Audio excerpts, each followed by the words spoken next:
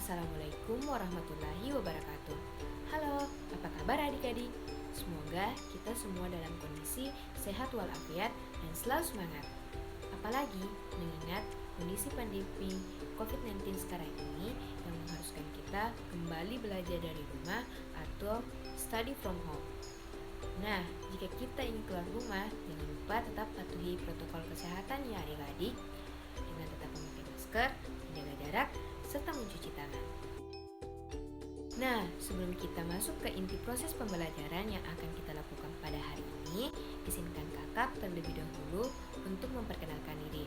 Perkenalkan, nama kakak Tatskira Amalia, kakak dari program studi pendidikan teknik bangunan, jurusan pendidikan teknik sipil dan perencanaan, Universitas Negeri Makassar. Alangkah baiknya, sebelum memulai pembelajaran hari ini, marilah kita semua membaca doa menurut agama dan kepercayaan masing-masing. Doa dimulai.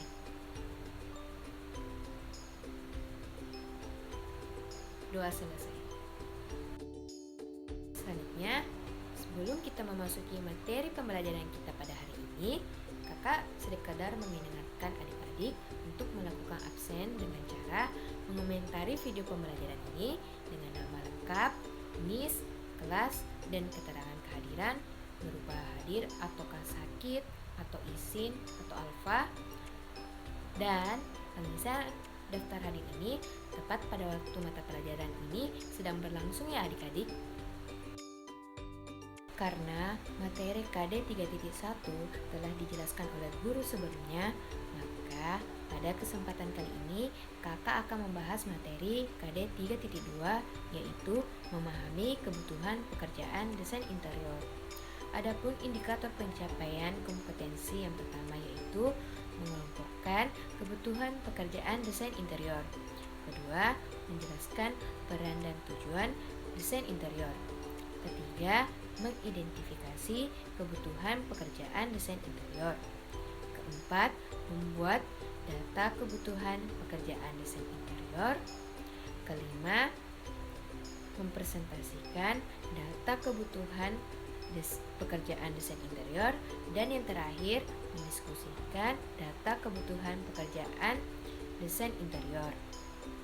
Selanjutnya, adapun materi pembelajaran pada hari ini yaitu kebutuhan pekerjaan desain interior serta materi lainnya mengenai desain interior dan juga peran dan tujuan desain interior. Nah, sebelum kita memasuki inti materi yaitu kebutuhan pekerjaan desain interior, alangkah baiknya kita mengetahui apa sih itu desain interior. Jadi, menurut Deketching, desain interior adalah merencanakan, menata, dan merancang ruang dalam bangunan yang berfungsi untuk memenuhi kebutuhan sarana untuk bernaung dan berlindung, menentukan sekaligus mengatur aktivitas, memelihara aspirasi, mengekspresikan ide, tindakan serta penampilan, perasaan, dan kepribadian. Sedangkan pengertian secara umum, desain interior merupakan ilmu yang tidak dapat dibatasi lingkupnya, sangat terkait dengan ilmu konstruksi, arsitektur, seni kriya, atau kerajinan. Nah, selanjutnya itu peranan desain interior. Peranan desain interior adalah untuk menciptakan pemahaman yang baik terhadap desain interior tata ruang dalam bangunan. Peranannya juga besar dalam menciptakan suasana yang nyaman pada ruangan-ruangan di rumah hunian, gedung, maupun bangunan lainnya. Adapun tujuan dari desain interior yaitu yang pertama memperbaiki fungsi, yang kedua memperkaya nilai estetika atau keindahan, yang ketiga meningkatkan nilai psikologis dari sebuah ruangan. Setelah membahas pengertian, peranan, serta tujuan desain interior, sekarang kakak akan membahas mengenai kebutuhan pekerjaan desain interior. Yang pertama yaitu kebutuhan ruang. Kebutuhan ruang adalah data susunan program ruang yang mempertimbangkan aktivitas, perabot yang dibutuhkan, serta penggunaan ruangnya. Serta ada dimensi masing-masing ruang yang dapat dilihat di data arsitek. Di sana juga terdapat aspek yang terlibat dalam ruang. Yang pertama yaitu karakteristik ruang berupa elemen-elemen pembentuk interior. Yang kedua itu pengisi ruang seperti perabot, utilitas, dan lain-lain sebagainya. Yang ketiga, manusia sebagai pengguna ruang, serta yang terakhir yaitu aktivitas sebagai keberhasilan ruang. Nah, di samping itu juga terdapat kolom yang berisi tentang identitas ruang, aktivitas, perabot, pemakai ruang, standar ruang, dan juga kebutuhan dimensi ruang. Nah, identitas ruang itu seperti ruang tamu, ruang keluarga, tidur, ruang makan. Nah, adapun aktivitas yang dimaksud di situ yaitu seperti ruang tamu, aktivitas yang dilakukan di ruang tamu tersebut yaitu seperti menerima tamu, mengenalkan anggota keluarga, atau sebagai tempat interaksi anggota keluarga atau penghuni rumah tersebut. Terus apa saja perabotnya? Ada meja tamu atau sofa. Nah, siapa pemakai ruangnya? Anggota keluarga atau penghuni rumah tersebut. Lalu ada tamu. Ada standar ruang dan kebutuhan dimensi ruang. Selanjutnya yaitu kebutuhan warna. Tahukah kalian, sebenarnya masing-masing warna yang kita aplikasikan ke dalam rumah memiliki efek psikologis tersendiri. Jadi, warna juga berfungsi membangkitkan semangat secara psikologis dan memberikan kesan ruang yang meluas. Hal itu juga merupakan salah satu faktor pendukung dalam peningkatan kualitas dalam ruang. Warna pada desain interior berpengaruh terhadap mood dan suasana ruang. Adapun contoh warna dasar seperti warna merah, hijau, biru, kuning, ungu, orange, coklat, merah muda, putih, dan juga hitam.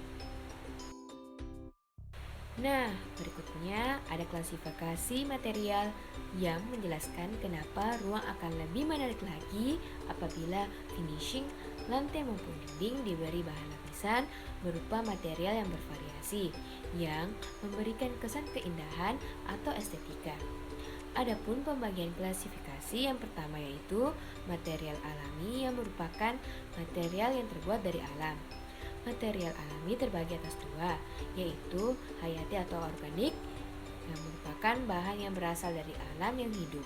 Contohnya berupa kayu, bambu, rotan, dan sebagainya. Sedangkan non-hayati atau anorganik adalah bahan yang berasal dari alam yang mati seperti batu, kerikil, pasir, dan lain-lainnya.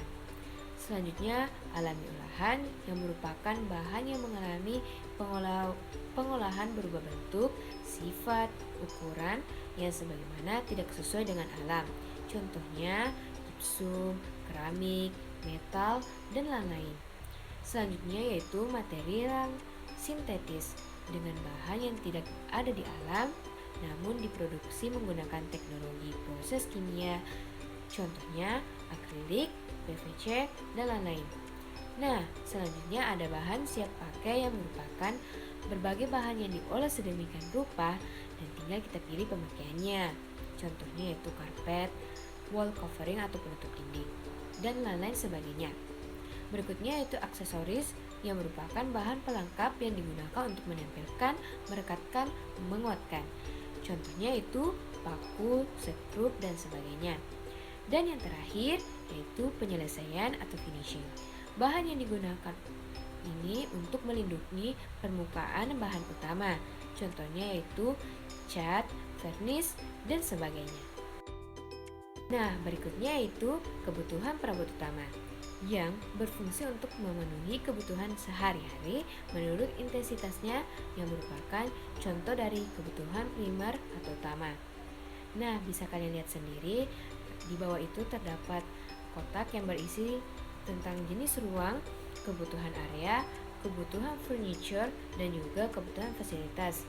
terdapat dua tipe ruang, yaitu tipe A dan tipe B, di mana itu diasumsikan sebagai dua hunian yang memiliki kebutuhan area yang berbeda.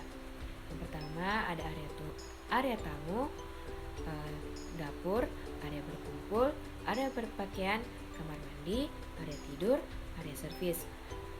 Kebutuhan area tersebut membutuhkan furniture.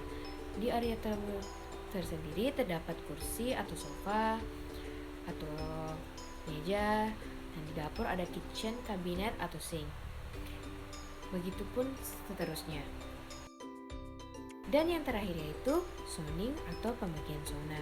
Zoning sendiri terdiri atas 5 bagian. Yang pertama yaitu zona publik. Zona publik yang merupakan tempat aktivitas umum yang dilakukan sebagai ruang interaksi antara keluarga dengan tamu atau orang luar yang diundang masuk ke rumah. Contoh ruangannya yaitu ruang makan, ruang keluarga, dan lain-lainnya. Selanjutnya ada zona privat. Zona privat merupakan zona yang biasanya hanya diakses dengan digunakan oleh anggota keluarga atau penghuni rumah tersebut. Contohnya yaitu ruang tidur, ruang berpakaian, dan lain-lain sebagainya. Kemudian ada zona servis. Zona servis berfungsi melayani seluruh zona yang ada di dalam rumah. Contoh kamar mandi, dapur, gudang, cuci, jemuran, dan lain-lain.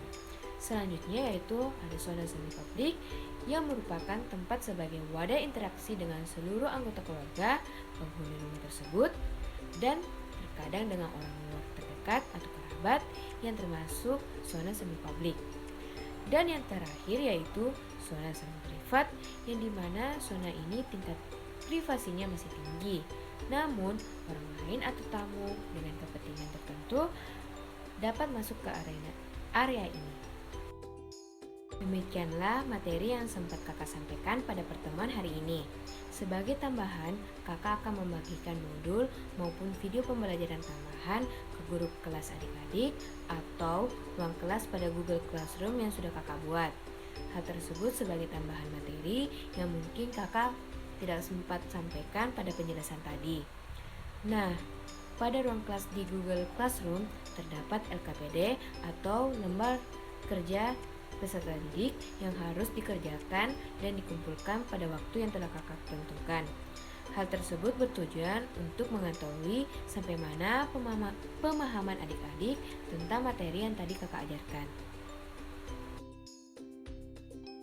Sebelum kakak mengakhiri pertemuan pada hari ini, marilah kita berdoa menurut agama dan kepercayaan masing-masing. Doa dimulai.